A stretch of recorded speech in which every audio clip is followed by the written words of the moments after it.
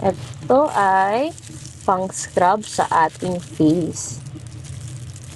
So, naghahanap kasi ako ng, alam niyo yun, yung scrubber. So, may mga nabibili kasi ako before na facial wash which comes with scrubber. Yun nga lang, syempre, pag wala nang laman, nadidispose ko na siya. So, bumili ako ng ganitong item. Yun naman, di ba? Ang cute niya and tingnan yung bristles niya. Uy. Ayan. Yan yung siyang gagamitin. Lalagay niyo yung tip ng inyong daliri dito. Of course, lusot niya dito. Wow, can't wait to use it mamaya pag naghilamos ako. Kasi katatapos ko lang maligo. But I think, mukhang mag-scrub ulit ako ng aking face para mas malinis, di ba, ang ating face. Kung katawan nga natin na exfoliate natin or nahihilod natin, face pa kaya, di ba? So, ang ganda ng item na to.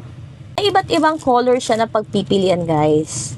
So, kung gusto niyo ng ganitong item, alam niyo na, check my basket.